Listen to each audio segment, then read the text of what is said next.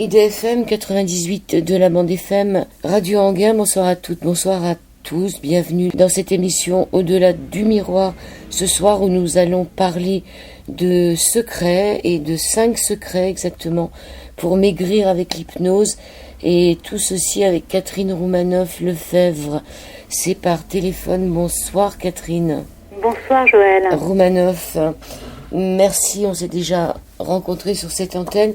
Vous aviez déjà publié chez Erol les 5 secrets de la planète des minces.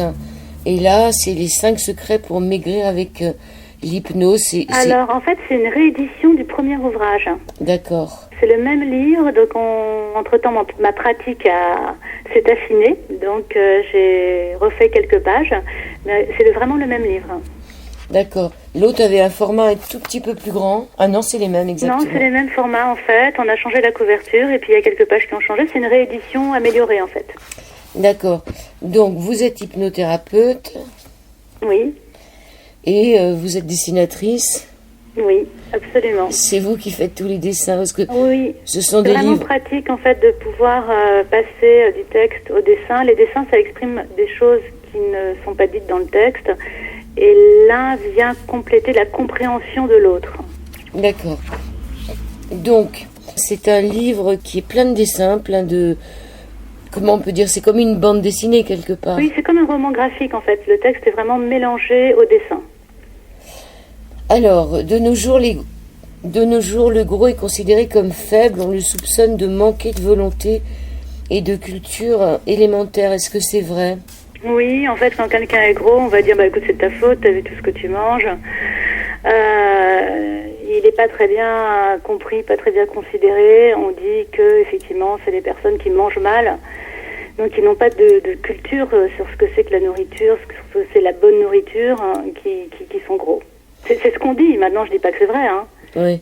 Mais c'est l'ambiance de l'époque qui veut ça. Alors qu'à une certaine époque, plus les femmes avaient des hanches larges, plus elles pouvaient porter d'enfants, plus elles pouvaient les nourrir en cas de disette. Donc au contraire, les personnes qui étaient grosses pouvaient manger des choses grasses et donc étaient considérées comme riches en fait. C'était que les riches qui pouvaient avoir plein de plats, plein de viande, plein de gras en fait. Oui, c'est encore comme ça dans certaines cultures. Bon, alors qu'est-ce qu'un gros sinon un mince qui a pris quelques kilos, hein? C'est bien. Est-ce qu'un bébé est gros déjà à la naissance? Parce que maintenant ils font un peu la chasse au kilo dès la naissance. Alors on fait la chasse, enfin oui, on fait la chasse au kilo dès qu'on est enfant. Alors à la naissance peut-être pas, mais un gros bébé, c'est toujours rassurant quelque part en disant oh là là, voilà, il a de l'énergie, il est bien vivant. Voilà, on est plutôt dans cet esprit-là. Et puis c'est vrai que les mamans ont toujours cette inquiétude, et même les pédiatres, on est encouragé par bien nourrir le bébé pour que voilà, il doit prendre quelques grammes chaque semaine. Donc voilà, on surveille tout ça de près au début de la vie. Alors dans ce livre, vous ne proposez aucun régime, aucun conseil diététique. Avant tout, vous considérez qu'aucun aliment n'est interdit. Cependant, il est important que nous nous intéressions à la nature de ce que nous mangeons pour définir par nous-mêmes ce qui est bon et juste pour nous. Donc même s'il n'y a pas de régime, il faut quand même faire attention à ce qu'on mange. Alors, il n'y a pas de régime dans le sens où il n'y a pas de restriction. Parce qu'en fait, ce qui se passe, c'est que beaucoup de personnes considèrent, enfin, donc justement, ont une certaine culture finalement de l'alimentation, en disant, voilà, si je mange ça, ça vaut plus de calories que ça. Et donc, il y a une espèce de calcul qui se fait avec des connaissances plus ou moins justes d'ailleurs, sur des pratiques liées à la nourriture. Par exemple, il y a des gens qui disent, il faut absolument prendre un petit déjeuner le matin, parce que sinon il risque de nous arriver je ne sais pas quoi. Il ne faut pas sauter de repas, il ne faut pas ci, il ne faut pas ça, il faut manger tant de protéines, il faut manger ceci, il faut manger cela, et en été il faut manger des salades, et en hiver il faut manger je ne sais pas quoi. Donc il y a beaucoup de il faut concernant la nourriture. Et c'est vrai que quand le poids est une problématique pour soi, les il faut viennent jouer un rôle. Et il y en a énormément de il faut. Il y a aussi il faut terminer son assiette, il faut pas gâcher, il faut optimiser finalement ce qu'on a dans le frigo par rapport aux dates de péremption, il faut qu'il y en ait plus sur la table pour pas faire pauvre, il faut manger quand on est chez des amis parce que sinon on va se faire mal voir si on veut pas de gâteau, il faut, voilà, il y a énormément de il faut qui nous traversent la tête tout le temps en permanence. Donc là l'idée c'est vraiment d'enlever tous les il faut pour pouvoir se concentrer sur les sensations de notre corps.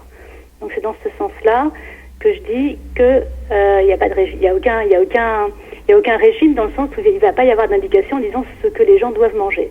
L'idée c'est vraiment d'éliminer tous les il faut. Le seul il faut qu'on peut garder, c'est qu'il faut éliminer tous les il faut. Est-ce qu'il faut boire 1,5 litre d'eau par jour? Écoutez, moi je suis pas ni médecin ni nutritionniste, c'est vraiment pas du tout ma tasse de thé, si j'ose dire, de dire qu'est-ce que doivent faire les gens. Voilà. Donc bon, après concernant finalement l'eau effectivement de toute façon c'est effectivement la meilleure boisson, en tout cas celle qui hydrate le plus. Donc si on veut être hydraté, c'est sûr que l'eau c'est meilleur que quoi que ce soit d'autre. Donc sortir un peu de la publicité, de l'industrie alimentaire, ça c'est important aussi de faire attention à ce qu'on achète. Oui, mais en fait l'idée c'est qu'on peut très bien maigrir en mangeant la même chose que d'habitude. C'est-à-dire que quelqu'un qui aurait l'habitude de manger des pommes de terre avec du lardon un soir sur deux, par exemple, j'en sais rien, ou même tous les soirs, pourquoi pas, ou un énorme plat de pâtes, peut très bien maigrir en mangeant toujours ce même aliment, le plat de pâtes. C'est peut-être simplement les quantités qui vont diminuer. Donc c'est vraiment dans ce sens-là où il n'y a pas de il faut. Alors évidemment, c'est plus intéressant quand même de se rendre compte que si on va tout le temps manger de la nourriture industrialisée, dans cette nourriture industrialisée, il y a sans doute toutes sortes de produits qui ne sont pas effectivement les mêmes que si on avait fait ce plat nous-mêmes à la maison. Donc voilà, je mets simplement un petit accent là-dessus. Mais après, c'est chacun fait son douille. Chacun va découvrir une nouvelle façon de manger, va découvrir des nouveaux comportements, va découvrir en fait des nouvelles saveurs même des aliments, va faire plus attention à ce qu'il est en train de faire au moment où il est en train de le faire, et c'est ça qui va tout changer. Et c'est possible à ce moment-là que les goûts se transforment et que finalement les pommes de terre au lardon au bout d'un certain temps ou les gâteaux au chocolat vont paraître moins intéressants. Voilà. Quand on supprime tous les il faut, ça permet de tout remettre à zéro et de repartir progressivement, sur des nouvelles bases où les bases vont changer, les rituels vont complètement se transformer. En fait, moi, je prône vraiment un changement total de comportement avec la nourriture, en fait. Et ce changement, l'idée avec l'hypnose, c'est qu'il se fasse complètement de façon naturelle. Alors, le repas idéal est celui qui vous remplit de joie avant, pendant et après. Certaines personnes vous disent qu'elles peuvent résister à tout sauf à la tentation. Bien sûr, ça, c'est une citation très drôle, je trouve, d'Oscar Wilde. Donc ça veut dire qu'en fait, elle résiste à rien du tout. Puisqu'elle cède à la tentation. Alors, est-ce qu'on a besoin d'être en transe pour lire ce livre ? Est-ce qu'on a besoin d'être en transe pour lire ce livre ? Parce que c'est quand même un livre qui nous hypnotise un peu. Il y a un papillon qu'il faut focaliser à la page 17 et qu'on retrouve un peu partout. Alors de toute façon, lire, c'est une activité où à la fois on est concentré, donc on est focalisé sur quelque chose, en même temps les images, justement, les mots évoquent des choses à l'intérieur de nous, et donc c'est ce rapport entre finalement les propres représentations mentales qu'on peut se faire et la lecture qui crée de toute façon, c'est valable pour tous les livres, un léger état d'hypnose. L'intérêt c'est de prendre ses responsabilités, donc comment fait-on pour prendre ses responsabilités ? C'est pas le tout d'acheter le livre. D'arrêter de considérer que c'est la faute des autres. De dire, moi je vais chez ma mère tous les midis, si je mange pas son poulet rôti frites, elle va se vexer. Donc c'est pas... Voilà. Il y a un moment où, quel que soit le contexte, tous les jours je fais des repas d'affaires, vous comprenez, bien sûr, on boit beaucoup. Voilà. Donc il y a beaucoup de personnes qui considèrent que c'est le monde extérieur qui leur donne à manger cuillère par cuillère. C'est pas vrai. C'est eux qui tiennent leur fourchette. C'est eux qui mettent les choses dans leur bouche. Donc il y a un moment donné où reconnaître qu'on fait les choses soi-même. Il y a cette question, comment avez-vous appris à manger ? J'ai du mal à y répondre à cette question. Oui, et en fait voilà, quand j'accompagne des personnes qui ont des objectifs d'être plus minces, d'être mieux dans leur peau, d'être en forme, que ce soit pour des raisons esthétiques ou pour la santé tout simplement, eh bien, elles se rendent compte que finalement, elles sont sur des automatismes. C'est-à-dire qu'elles ont appris à faire certaines choses avec la nourriture. C'est un apprentissage. Par exemple, est-ce que c'est possible de, à un moment donné, repousser son assiette en disant « j'ai plus faim ». Et il y a des personnes pour qui c'est extrêmement angoissant de laisser quelque chose dans son assiette parce qu'elles ont appris justement à terminer leur assiette. Oui.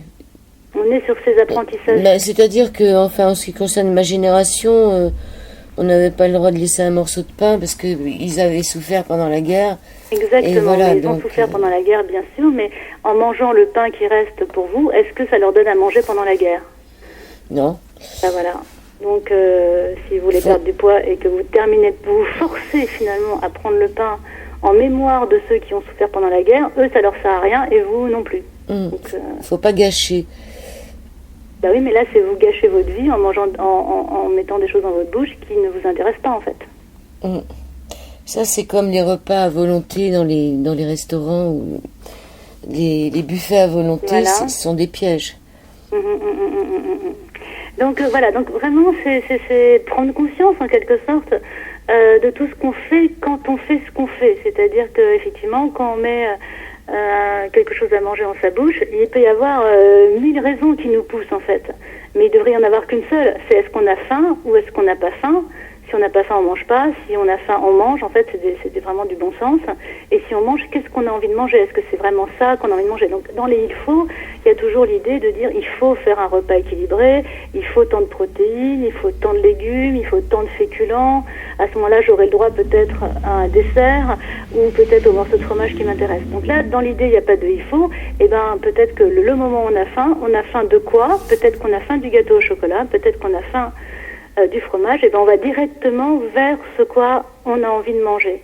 Parce qu'il y a beaucoup de personnes qui avalent un repas dit équilibré pour pouvoir toucher le dessert. Donc il faut mieux manger le dessert et pas le repas équilibré, parce que ce qui fait grossir au final, c'est le repas équilibré et pas le dessert. C'est l'accumulation en fait, si vous voulez. D'accord. Donc là, on rétablit finalement des priorités d'envie. Alors, le principe de l'intention positive, mais avant, plus d'un tiers des personnes qui viennent vous consulter pour une perte de poids ont vécu une intrusion dans leur intimité, réelle ou imaginaire, attouchement, abus sexuels, viol, inceste. Le surpoids, donc, est une réponse éventuelle qui sert de rempart contre les autres en camouflant l'attrait physique du corps. Oui, alors en fait, si vous voulez, il y a un petit peu deux grandes... Enfin, il y a des milliers, et c'est un peu ce que je raconte dans ce livre, il y a des milliers de raisons au fait qu'on soit gros. Donc, soit en fait l'utilité, parce que pour une part inconsciente de nous, il y a une utilité. Quand on va se jeter sur une boîte de gâteaux, quand on va avoir des pulsions sur de la nourriture, quand on va prendre des grosses quantités, voilà, il y a un petit peu deux sortes d'utilité. Soit l'utilité, c'est d'avoir un corps gros. Ce corps gros, il peut servir à être vu, il peut servir à être remarqué, il peut servir, par exemple, à avoir de la personnalité, à être identifié. Il peut servir, ce corps gros, à se protéger des autres, si c'est une femme, à se protéger des hommes, par exemple, ou à repousser les autres. Il peut servir au contraire, par exemple, à rester fidèle, parce que une femme fidèle, une femme qui serait grosse, et ben du coup, elle serait qu'en contact avec son mari, alors que si elle mincit, finalement, elle serait séduisante, et donc elle pourrait finalement être l'objet de convoitise. Donc voilà. Donc il peut y avoir plein d'utilités au fait d'avoir un corps gros. Et dans l'utilité d'avoir un corps gros, la protection sexuelle ou la protection vis-à-vis des autres, ça peut très bien jouer un rôle. Mais aussi peut-être pas du tout. Ça peut très bien être une façon de prendre une place dans la famille, par exemple. Oui. Donc on a un petit peu deux aspects, c'est-à-dire soit ça sert à quelque chose d'avoir ce corps gros, ou alors au contraire, c'est pas le corps gros qui est intéressant lui-même, mais c'est la façon de manger qui est intéressante en fait. Donc il y a un peu deux voies où de temps en temps c'est un petit peu le mélanger. On peut avoir l'envie d'avoir effectivement ce corps gros pour être vu tout simplement, parce que par exemple ça peut se passer dans l'enfance. Une petite fille s'est sentie pas vue par sa maman et donc du coup en prenant du poids, et ben du coup elle s'assure d'être vue, elle s'assure d'être remarquée par exemple. Oui, puis c'est quoi d'être gros? Des fois, des gens ne sont pas gros et se sentent gros. Oui, alors là, c'est encore autre chose. Là, je parle des gens... Alors, justement, je définis ça un petit peu au début de mon livre. Qu'est-ce que ça veut dire mince? Qu'est-ce que ça veut dire gros? Donc là, moi, je me suis simplement basée sur le principe de l'IMC, en fait, de l'indice de masse corporelle. C'est-à-dire, il y a un calcul qui est fait, qui est utilisé par l'OMS, l'Organisation mondiale de la santé, qui détermine le poids, donc entre guillemets normal, le surpoids, et puis au contraire, justement, le sous-poids. Alors derrière tout comportement, toute compulsion, toute réaction, se cache une intention positive pour la personne. Oui, donc là c'est un petit peu ce que je disais, la petite fille qui veut être grosse pour que sa maman la voie, donc c'est de l'intention positive, c'est d'être vue, c'est pour que sa maman s'occupe d'elle, donc c'est pour se sentir aimée par sa maman, hein, tout simplement. Donc à chaque fois il y a une intention positive. Je recevais une dame là il y a pas longtemps, donc elle se rendait compte que finalement le matin au petit déjeuner, elle prenait un petit déjeuner, mais elle avait pas faim, mais elle se disait voilà, faut que je tienne le coup pour tenir jusqu'à midi. À midi, elle se disait faut que je tienne le coup pour toute l'après-midi, quand même l'après-midi est longue, et puis voilà, ainsi de suite. Donc les repas étaient pris non pas parce qu'elle avait faim réellement, puisqu'elle, à mon avis, elle n'avait pas faim, puisqu'elle était tout le temps en suralimentation. Donc les gens qui sont en suralimentation ne connaissent pas le signal de la faim, puisque finalement ils mangent avant d'avoir faim. Donc elle est tout le temps en suralimentation, tout ça pour tenir le coup. L'impression qu'il faut qu'elle tienne le coup, Et finalement en hypnose, on a retrouvé, on a demandé l'intention positive de tenir le coup, à quoi ça sert de tenir le coup. Et à ce moment-là, il y a eu une régression en fait dans une scène de son enfance, dans une scène traumatisante de son enfance, où elle s'est retrouvée à l'âge de 10 ans dans un accident de voiture. Et dans cet accident de voiture, sa maman s'est évanouie, sa sœur avait été jetée de la voiture, et donc elle est restée, elle, en vigilance, et donc elle s'est dit, il faut que je tienne le coup, jusqu'à qu'on soit sauvé, en fait. Tienne le coup pour pas mourir, en fait. Donc dans un état de vigilance, dans un état de survie, en fait. Pour sa survie, il fallait tenir le coup. Donc après, effectivement, les pompiers sont arrivés, c'est elle qui a dit... qui a géré la situation, et donc elle a tenu le coup. Et donc cette idée, il faut absolument tenir le coup, est restée très très prégnante dans sa vie, et donc voilà, elle mangeait beaucoup pour tenir le coup, au cas où en fait. Donc en hypnose, on arrive facilement, quand il y a des traumas, on arrive très facilement à la cause, et puis du coup on peut réparer, et à ce moment-là, il y a vraiment un grand calme qui se fait sur la façon de manger, et du coup c'est plus utile. Du coup, c'est le cas de le dire, c'est plus utile de manger là pour tenir le coup. Donc du coup, la quantité de nourriture ou la façon d'aborder la nourriture, évidemment, change complètement. Alors, pour citer un autre exemple, vous avez cet exemple, on peut être en surpoids à cause d'un plat de patates offert avec amour 50 ans plus tôt à quelqu'un d'autre. Vous pouvez la raconter, cette histoire? Oui, donc là, c'est vraiment l'idée un petit peu des croyances qui s'installent dans les familles. Donc là, c'est l'histoire d'une petite fille qui va chez sa grand-mère. Sa grand-mère fait des pommes de terre avec du beurre, enfin des bonnes pommes de terre bien gorgées de beurre ou bien gorgées d'huile, je ne sais plus, enfin bien généreuses. Et donc du coup, la petite fille est super contente de manger les pommes de terre, et en même temps, c'est un peu comme si elle mangeait un peu l'amour de sa grand-mère. Enfin, en tout cas, en mangeant des pommes de terre, elle est vraiment en contact avec cette bienveillance de sa grand-mère, de cet amour de sa grand-mère. Elle se sent finalement beaucoup plus appréciée, beaucoup plus heureuse que quand elle est chez elle, chez sa propre mère. Voilà. Et donc du coup, quand elle devient grande, cette petite fille, eh bien, elle va faire une cuisine plantureuse avec des bonnes pommes de terre au beurre, etc., etc. Et donc la fille de cette ancienne petite fille, la fille de cette petite fille, eh ben, elle considère que finalement, les gens qui sont gros sont des gens généreux, et les gens qui sont minces, eh ben, c'est des gens radins. Donc en fait, c'est cette idée qui est incrustée dans sa cervelle, et comme elle est grosse, elle veut perdre du poids, et ben, comme elle a cette idée, les gros sont généreux, et ben, elle a envie de faire partie des généreux. Elle n'a pas envie de faire partie des gens qui sont pas généreux. Et donc cette croyance... Et c'est un peu l'image qu'on a quand même, hein, c'est-à-dire un gros, on se cogne pas dessus, s'il nous embrasse, il est quand même tout doux en général. Ouais, vous avez un petit peu cette croyance de générosité avec les personnes grosses, alors qu'il y a des personnes qui sont minces et même maigres et qui peuvent être très généreuses. En fait, la générosité n'a rien à voir avec l'apparence physique. Et la culpabilité, alors, dans l'histoire, il faut en sortir de cette culpabilité. Oui, parce qu'en fait, souvent, ce qui se passe, c'est que les personnes qui ont, par exemple, des pulsions alimentaires, qui, d'un côté, voudraient maigrir, mais de l'autre côté, quand elles sont justement devant un plat de pommes de terre ou n'importe quoi, elles peuvent pas résister. où elles ont une force plus forte qu'elles, qui les pousse à engloutir je ne sais pas quoi. Et donc, cette partie-là qui fait ça, en fait, elle a une intention positive pour la personne. Et c'est vraiment ça que je raconte dans ce livre, c'est ces intentions positives qui sont là, et on peut être fâché avec cette partie de nous qui se jette sur la nourriture si on veut maigrir. Donc on a une espèce de conflit intérieur terrible, on contrôle pas en fait ce qui se passe, puisque d'un côté on veut maigrir, puis d'un autre côté on a un comportement qui ne répond pas du tout à cette volonté de maigrir, donc on est souvent très fâché contre nous-mêmes.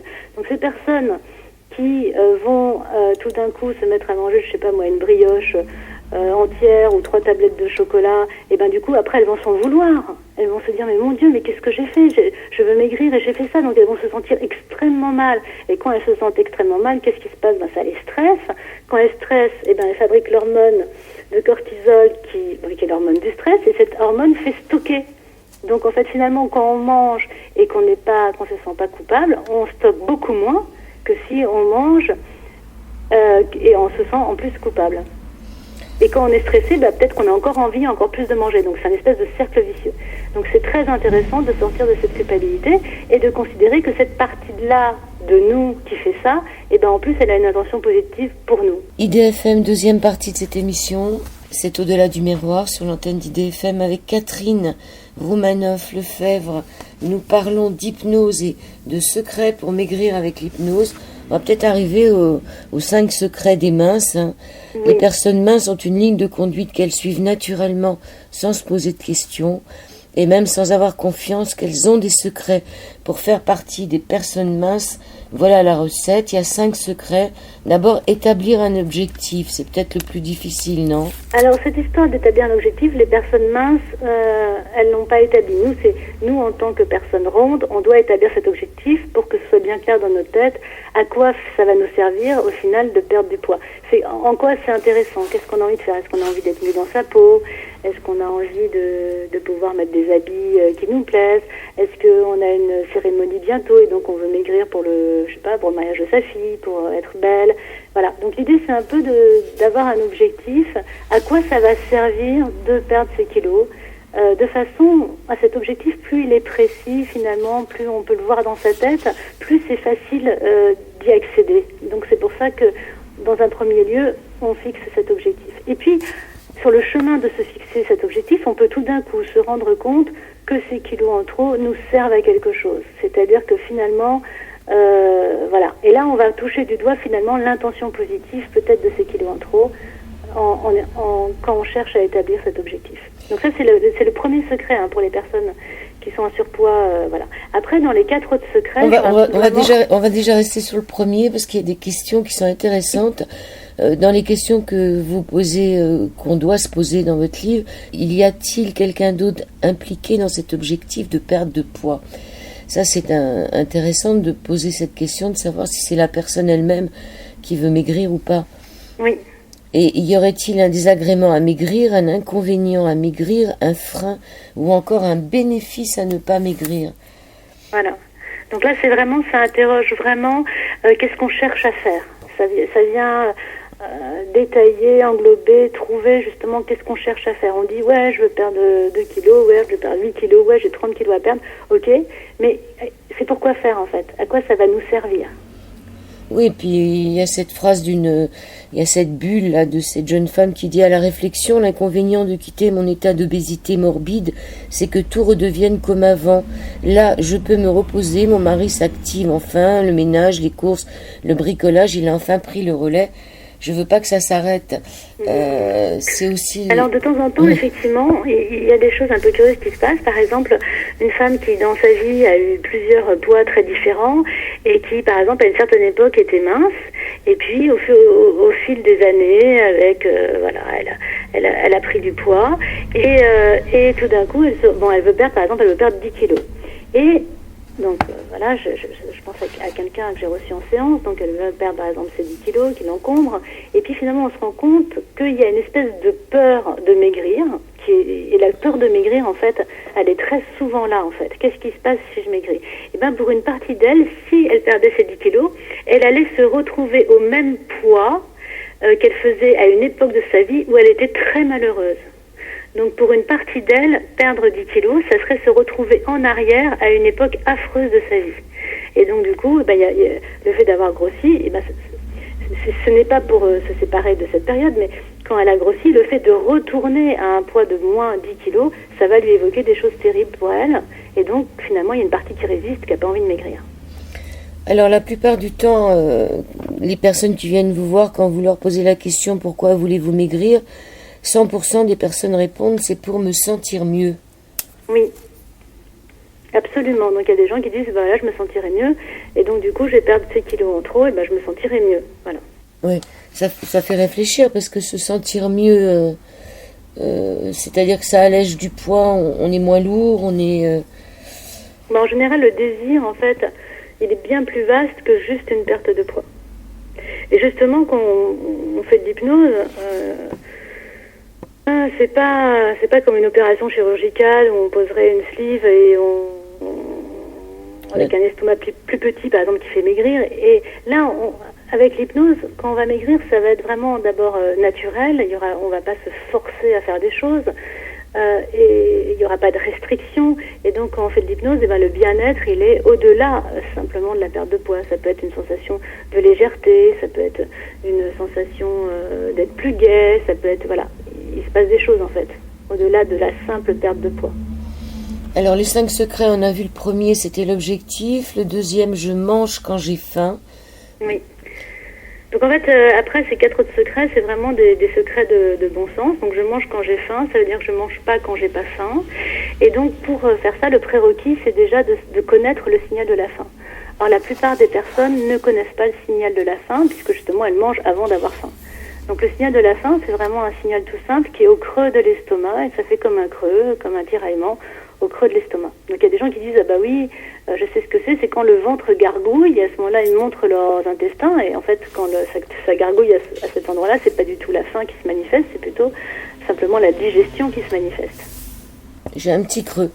Alors, après je mange ce qui me fait envie, on en a déjà parlé un peu en première partie. Oui, absolument. Je savoure le moment où je mange. Oui, alors là, du coup, ça vient les personnes qui mangent en regardant la télé, les personnes qui mangent en regardant leur mail, en lisant, en faisant tout à fait autre chose. C'est pas OK par rapport à cette méthode que je prône, parce que tout simplement, le cerveau ne peut pas faire 2 choses à la fois. Donc là, dans les dernières études qui ont été faites, parce que je dis oui, les jeunes, ils ont plus de dextérité que nous, la génération d'avant, ils peuvent faire 2 choses à la fois. Et non, en fait, le cerveau fait des allers-retours. Donc on peut pas faire vraiment 2 choses à la fois. Donc finalement, quand on va manger son repas du soir devant les informations, et bien le cerveau, il va absorber à la fois la nourriture, à la fois les informations, et donc la satisfaction d'avoir mangé ne sera pas là, en fait. Et donc l'estomac n'est pas qu'une quantité de nourriture qui se remplit pour fournir la satiété, c'est la façon dont on a mangé qui joue sur la satiété, qui joue sur le sentiment d'être rempli, qui joue sur la satisfaction d'avoir mangé. Donc pour connaître la satisfaction d'avoir mangé, ce qui joue dans la satiété, il faut faire que ça. On ne peut pas faire autre chose en même temps. Oui, alors après, c'est aussi savourer donc le moment où on mange, c'est ce que vous dites, c'est le ça. Donc on fait pas autre chose en même temps, et puis du coup on se concentre sur son assiette, on mange pas debout devant le frigo, si vous voulez, on s'installe, on s'accorde du temps à soi-même, on s'accorde du temps pour être avec soi-même, on se tient compagnie pendant qu'on est en train de manger. On prend le temps de mâcher, on prend le temps de découper. La digestion est censée commencer dans la bouche. Je dis pas que c'est facile, mais au-delà des indications finalement que je donne dans ce livre, au-delà des histoires que je raconte, j'ai aussi enregistré des MP3 d'hypnose pour aider justement à suivre ces secrets qui sont pleins de bon sens, mais qui sont peut-être difficiles à mettre en œuvre. Donc il y a énormément de personnes qui mangent très vite. Donc là, il y a des croyances qui peuvent se mettre là. Et les gens, justement, c'est justement des apprentissages de l'enfance. Allez, mange vite, comme ça, ce sera fait. Tu pourras passer à autre chose. Des phrases qui sont restées, et du coup, la personne, 40 ans plus tard, elle mange extrêmement vite, elle ne sait pas trop pourquoi. C'est peut-être un apprentissage qui se fait comme ça. Selon les Upanishads, l'homme possède 19 bouches qui sont autant de portes entre le monde intérieur et le monde extérieur. C'est quoi toutes ces bouches ? Alors c'est vraiment les bouches, c'est quoi? C'est le contact entre le monde intérieur et le monde extérieur. Donc il y en a beaucoup.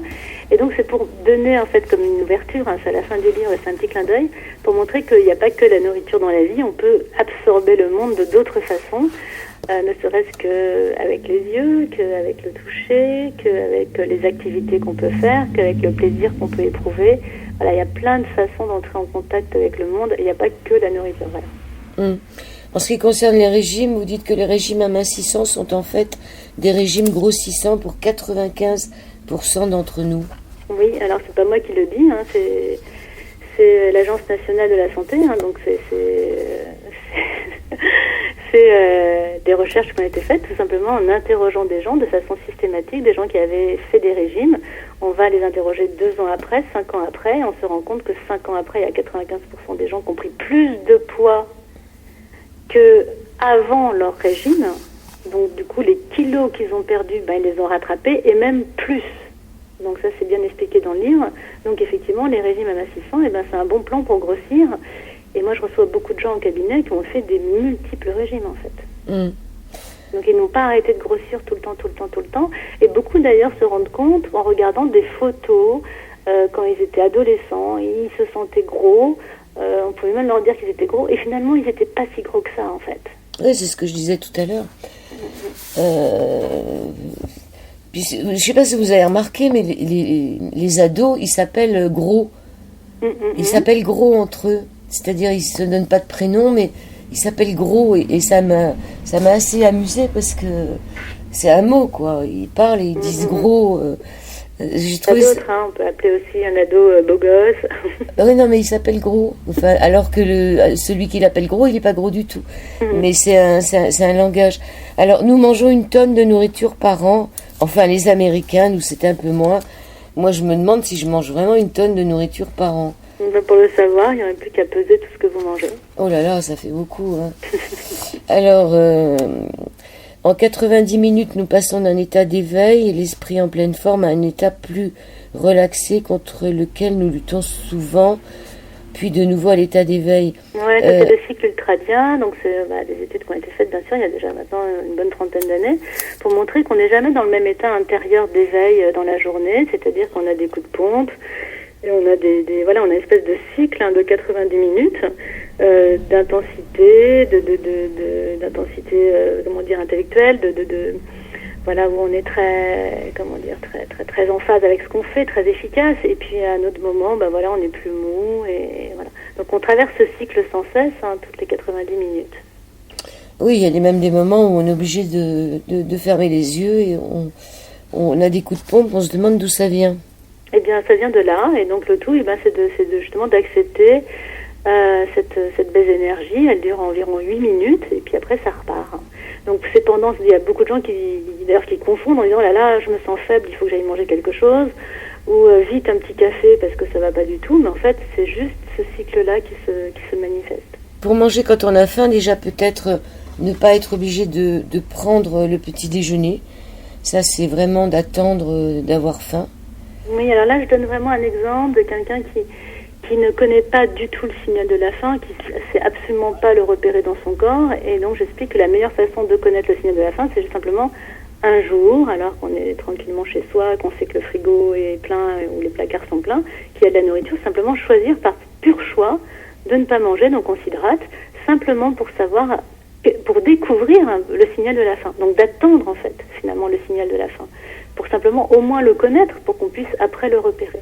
Donc il y a effectivement beaucoup de gens qui n'ont pas faim avant 18 heures, donc ils sont à jeun en fait depuis la veille au soir, voire même 2 jours, ils peuvent être 2 jours sans manger parce qu'ils attendent le signal de la faim qui finit par arriver. Et donc voilà. Oui. Ils le connaissent. Donc les gens qui ne mangent qu'une fois par jour, un seul repas par jour, ça, c'est une bonne chose. Alors là, ce que je veux dire, c'est que chacun est très différent. C'est-à-dire que nous, on vit dans une société où il y a 3 repas par jour, le petit déjeuner, le repas de midi, le repas du soir. Pour les enfants, il y a le goûter, tant le goûter du matin, le goûter de l'après-midi, etc. Voilà, on vit dans ce pays-là, qui n'est pas, en Australie, le repas du midi est très très léger, le repas du soir est beaucoup plus lourd. Voilà. Donc dans chaque culture, il y a une manière différente de faire avec la nourriture. On est tous des gens très différents. Il y a des gens pour qui manger tous les 3 heures, ça serait bien. Ils mangeraient des plus petites quantités, mais ils feraient 5 repas par jour, 6 repas par jour. Donc ça dépend vraiment des gens. Donc ça demande à se connaître. Alors effectivement, on vit dans une société où c'est calibré comme ça. Moi, ce que je conseille, c'est de toute façon d'écouter sa faim. C'est-à-dire que si on n'a pas faim, on est dans une logique, on veut perdre du poids. Le petit matin, on n'a pas faim. Ne pas manger. Si on a faim, on mange. Vous voyez ? Donc si on n'a pas faim, ok, on mange pas. Par contre, on emmène avec soi quelque chose qui fait qu'au moment où on aura faim, on pourra manger. L'idée, c'est de jamais se faire attendre. Oui, c'est de ne pas craquer, d'entrer dans une boulangerie et... Non, c'est pas ne pas craquer, c'est au moment où on a faim, il faut se donner à manger. Donc il y a beaucoup de gens qui sont capables de justement sauter le repas de midi, qui sont capables de manger qu'une fois par jour, mais en fait, parce qu'ils sont occupés, ils sont en train de faire autre chose, et en fait, ils ont le signal de la faim, mais ils s'assoient dessus en disant c'est pas grave, je mangerai plus tard. Et donc, ne pas manger alors qu'on a faim, ça fait que quand on va manger, le corps ne comprend pas ce qui se passe. Si le corps envoie un signal j'ai faim, et la personne, elle fait ta gueule, j'ai pas le temps, je termine mon rapport, on verra ça après. De nouveau, elle va envoyer, c'est comme une vague, elle va envoyer le signal de la faim plus fort, peut-être avec même une sensation de faiblesse ou je sais pas quoi, et la personne consciemment dit non, j'ai pas le temps, j'ai un rendez-vous, etc. Elle mange rien, elle peut passer toute la journée comme ça, et puis le soir elle va se rattraper en faisant un grand repas. Mais en fait le corps il comprend rien de ce qui se passe, il envoie le signal de la faim, il a pas à manger. Donc lui ce qu'il s'imagine c'est qu'on est en période de famine. Il sait pas qu'il y a des supermarchés ouverts, des boulangeries, il en sait rien, il croit qu'il est en famine. Du coup, quand il va y avoir le soir n'importe quoi, un plat de haricots verts, il va le stocker parce qu'il a cru qu'on était en famine. Donc, sauter des repas, ça peut très bien faire grossir. Et il faut accepter de s'aimer. Vous dites je m'aime non pas parce que je fais ci ou ça, ou que je me trouve comme ci ou comme ça, mais parce que je m'aime, un point c'est tout. Il faut être dans l'acceptation de soi-même. Et c'est pas évident. Oui, en fait, la plupart des gens se détestent. Et la plupart des gens qui sont gros et qui veulent maigrir, s'ils veulent être plus minces, c'est pouvoir mieux s'accepter. Et c'est justement pouvoir s'apprécier, c'est pouvoir s'aimer, en fait. Donc, ils considèrent que finalement, s'ils étaient plus minces, ils pourraient s'aimer. En fait, ils peuvent commencer tout de suite, c'est quand même plus facile. Troisième et dernière partie de cette planète des minces qui maintenant s'appelle aussi 5 secrets pour maigrir. Avec l'hypnose sur l'antenne d'IDFM avec Catherine Romanoff-Lefebvre.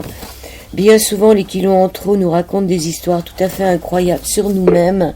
C'est un livre qui aborde les choses à un autre niveau. Vous êtes la femme qui écoute et répond à toutes ces histoires-là. Donc on a parlé de s'aimer et de s'aimer davantage.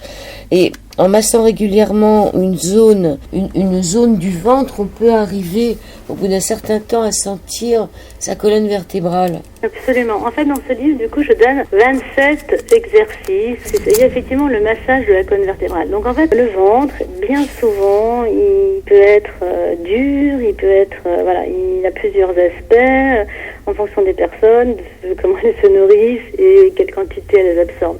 Donc, avec des massages, parce qu'en fait, finalement, entre les côtes et les jambes, finalement, il n'y a pas d'os devant. Devant le ventre est complètement disponible. Donc on peut très bien s'amuser à s'enfoncer les doigts entre les intestins, se caresser les intestins si on a envie en fait.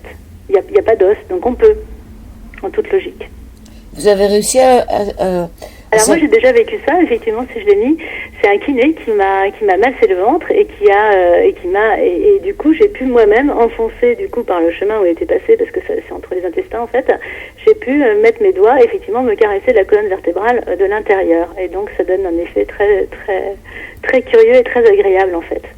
Donc dans beaucoup de cultures il y a le massage du ventre, hein. Dans toutes les cultures de massage il y a toujours le massage du ventre qui est un grand moment en fait. Alors, est-ce que vous pensez qu'une personne qui est vraiment obèse, elle arriverait à passer à travers ? Alors là, je mets cet exercice, donc pas forcément à faire soi-même, hein. J'explique que c'est un kiné qui peut le faire et qui peut montrer comment on peut faire. Il n'y a pas de raison. Alors, ce qu'on peut faire soi-même, c'est de se mettre nu devant un miroir et se faire un automassage. Oui, donc ça c'est très intéressant en fait, parce que ça permet une triple action en fait, c'est-à-dire que on se touche, donc on a l'action de sa main, on a la peau qui ressent le massage, et en plus on voit ce qui se passe dans la glace. En fait, devant le miroir, en fait, c'est une façon de se reconnecter avec son corps. Puisqu'on très souvent, les personnes qui sont en surpoids, donc du coup, elles les écoutent pas le signal de la faim, donc finalement, elles écoutent pas leur corps. Donc là, on est dans l'état d'esprit de se reconnecter avec le corps. Donc en le faisant de façon visuelle, c'est-à-dire en regardant, plus en ayant le toucher, eh bien du coup c'est une manière de se reconnecter qui est plus forte que si on ferme les yeux et qu'on se touche par exemple. Le fait de se voir dans le miroir permet une reconnexion avec la sensation tactile. Un exercice numéro 8 qui est la spirale émotive. Oui. Faire sortir du corps toute sensation physique négative.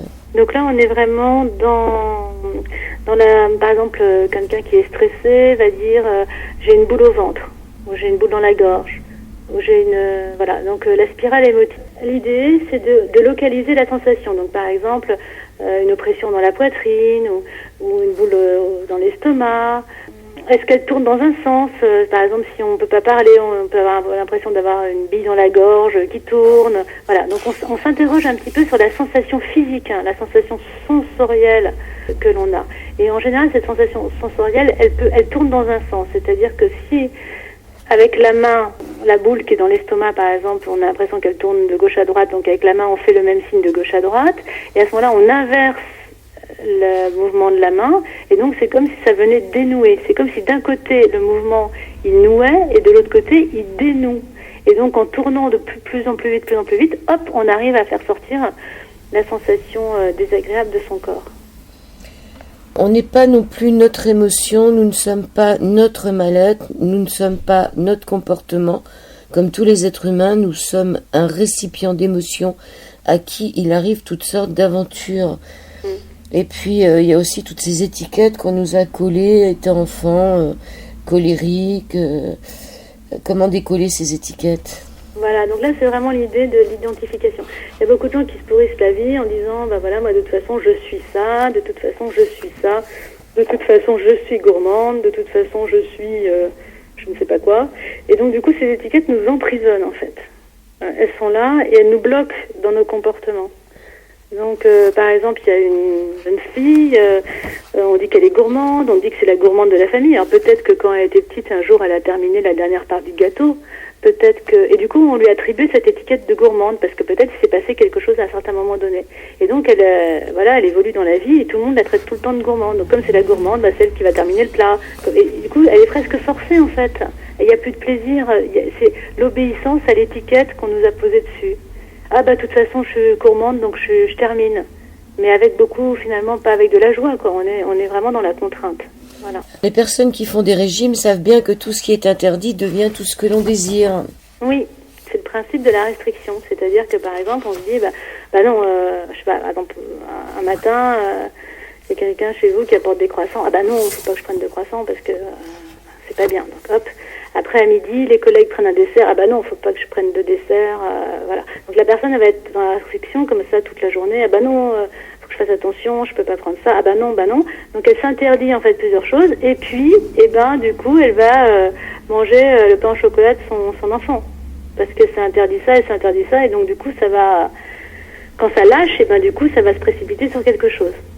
Alors que finalement, c'est peut-être le croissant du matin qui l'aurait satisfait et du coup, elle n'aurait pas été torturée toute la journée. C'est bon, les croissants au beurre. Voilà. Alors, pour tester un aliment, c'est tout simple. Mangez-le et observez comment vous vous sentez entre 45 et 60 minutes après l'ingestion. C'est vrai que si ça va bien, on n'y pense pas, mais quand il y a un truc qui passe pas, on s'en rend compte. Hein. Alors on s'en rend compte bien sûr qu'on a mangé un truc qui n'était pas frais, hein, c'est sûr qu'on s'en rend compte assez vite, mais quand on a mangé un aliment qui ne nous réussit pas, on s'en rend compte après. Et moi je vois bien dans les personnes qui viennent me voir, comme elles deviennent de plus en plus sensibles aux signaux de leur corps, elles se rendent compte, par exemple, elles mangent un gâteau et puis elles se rendent compte que avant elles auraient pris une deuxième part, avant elles auraient pris une troisième part, et là du coup une seule part ça suffit.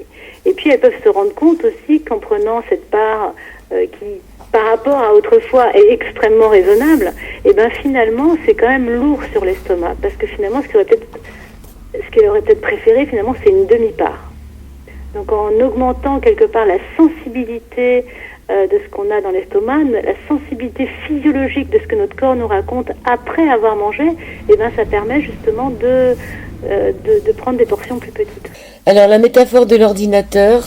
Oui, donc là c'est pareil, ça fait partie des petites astuces, des métaphores, des exercices que je donne pour montrer que donc il y a toutes sortes de programmes qui se sont installés chez nous, des façons de manger, des rituels, des automatismes, des connaissances, et que finalement ce programme n'est pas très efficace puisqu'on en est là au jour d'aujourd'hui, donc ça n'a pas porté ses fruits en fait. Et donc on peut transformer ce programme pour un nouveau programme, effacer ce programme, effacer tout ce qui peut être effacé et qui ne nous réussit pas, et puis à la place mettre un programme de santé, de jeunesse et de plaisir, voilà. On passe à la méditation de l'arbre. Alors, c'est quoi ça? Oui, la méditation de l'arbre. 125. La méditation de l'arbre, c'est effectivement de nouveau un autre exercice où j'indique comment se mettre dans un état agréable avant de manger. Parce qu'effectivement, si on est très stressé et voilà, si on a très très très faim, on va se jeter sur la nourriture. On va pas pouvoir respecter notre secret numéro 4 qui est de savourer le moment présent en fait. C'est presque j'ai mis méditation parce que ça fait penser à la pleine conscience, c'est-à-dire au moment où on fait les choses, on est en train de faire les choses et pas autre chose. Donc là je donne des petites indications qui comportent de la respiration, des inspirations, des expirations, et puis de se sentir enraciné finalement comme un arbre, de récolter l'eau de la pluie comme si on était rempli d'une eau qui venait nous purifier, et comme ça de façon à aborder le repas avec du calme à l'intérieur qui nous permet justement de savourer le moment présent. Alors pour les gros paresseux, il y a quand même l'éloge de la mastication, on en a parlé tout à l'heure. Mâcher 25 fois, c'est difficile, hein, on a tous tendance à quand même à avaler un peu. Voilà, donc quand on avale, on peut se poser la question, mais qu'est-ce que je fais quand je fais ça? Est-ce que je suis pressée de faire autre chose après? Est-ce que je suis pressée d'en terminer? Est-ce que c'est pas bon, donc il faut vite que j'avale pour pas goûter ce que c'est? Voilà, on peut quand même... L'idée, c'est quand même de se poser des questions sur nos comportements pour savoir finalement si c'est un bon plan de faire ça. Est-ce qu'on est pressé d'arriver au fromage? Est-ce que c'est quoi qui nous fait avaler tout à toute vitesse, quoi? Et c'est quoi qui fait qu'on se sent ou trop vide ou trop plein? Alors, chacun a une histoire de vie extrêmement différente. Mais en tout cas, là, quand je parle du trop vide et du trop plein, c'est vraiment pour recalibrer la sensation de satiété. Pour recalibrer la sensation de satiété, quelque part, c'est tout simple. On peut se rappeler un moment où on avait trop mangé, on avait le ventre qui tirait, on avait de la nourriture dans l'estomac, ça remontait presque dans l'œsophage, c'est comme quand on a les dents du fond qui baignent, donc on imagine ce côté où on est vraiment plus que rassasié, on est immobilisé en fait finalement par la nourriture. Et puis à contrario, on peut se rappeler à un moment où on a très très faim, on n'a qu'une seule envie, c'est de manger, c'est pas possible tout de suite, donc on a vraiment très très très faim, et voilà, donc on se rappelle un petit peu ces deux extrêmes, et à ce moment-là, notre cerveau peut recalculer un petit peu les différentes étapes qu'il y a entre les deux, la différente palette, le différent éventail qu'il y a entre les deux, de façon à pouvoir mesurer où on en est. Les personnes qui viennent vous voir, il y a des retours. Hein. Oui. Il y a des retours qui sont positifs, c'est clair. Extrêmement positifs. Donc l'idée que donc les personnes qui viennent me voir en cabinet privé, donc c'est vraiment du sur-mesure, c'est-à-dire chaque personne a un parcours très particulier, donc il n'y a pas une séance qui ressemble à une autre séance. Moi je travaille donc avec l'hypnose, donc je travaille vraiment avec l'inconscient de la personne, et c'est l'inconscient de la personne qui me guide vers les choses qu'il y a à faire. Voilà. Donc voilà. Dans les MP3 que je présente sur mon site internet, c'est des MP3 qui ont été faits pour des ateliers collectifs que j'ai menés, qui ont aussi donné de très bons résultats, et donc c'est des MP3 qui s'adressent à tout le monde, donc c'est pas du tout personnalisé. Donc c'est très différent. Hein. Oui. On peut pas comparer le travail en cabinet et le livre aussi. Voilà. Et le livre, alors ce qui est intéressant dans ce livre, c'est que chacun peut se reconnaître. Hein. Si on ne se reconnaît pas partout, on se reconnaît à un endroit ou à un autre. Et du coup, ça interroge, ça ouvre, ça donne des indications, ça soulage. Et puis il est drôle, les dessins sont amusants. C'est sûr que c'est une prise de conscience. Hein, donc, voilà, c'est ça. Et bon, de temps en temps, il y a des questions qui sont notées. En orange, par exemple, à un moment, là, je vois, page 84, quels sont les aliments qui vous font craquer en ce moment? Donc, on peut noter quel est un aliment dont vous êtes carrément fan, quel est l'aliment que vous détestez le plus. Voilà, il y a des questions. Par exemple, quelqu'un qui veut manger un gâteau, alors est-ce que j'ai faim? De quoi j'ai envie? Alors, peut-être que la personne, en fait, elle a envie de manger un gâteau, mais peut-être qu'elle a envie de tout à fait d'autres choses dans sa vie. Et le gâteau lui sert à combler, finalement, une autre envie, en fait. Ben, on a le droit de se faire plaisir de temps en temps, quand même. On a le droit de se faire plaisir tout le temps, Joël, c'est vraiment le principe. En fait, souvent, les personnes qui sont en surpoids n'ont pas de plaisir, parce que finalement, quand elles mangent, finalement, elles se sentent forcées de terminer leur assiette, forcées de manger, forcées de machin. Elles n'ont pas de plaisir au moment où elles mangent. Là, c'est vraiment l'idée de retrouver le plaisir de manger. Eh ben, ça fait plaisir de savoir qu'on peut se faire plaisir. Catherine Roumanoff-Lefebvre, 5 secrets pour maigrir avec l'hypnose. Et si nos kilos en trop avaient quelque chose à nous raconter, 0 régime, 0 frustration, 100% plaisir. Un guide drôle et réconfortant pour maigrir grâce à l'hypnose. C'est aux éditions Erol. Rappelez-nous votre site internet pour... hypnothérapie-angers.com. Angers comme la ville, là où sont les anges. Bon, merci Catherine Roumanoff. Merci beaucoup Joël, ça me fait très très plaisir. Et bel été alors. Merci, c'est gentil.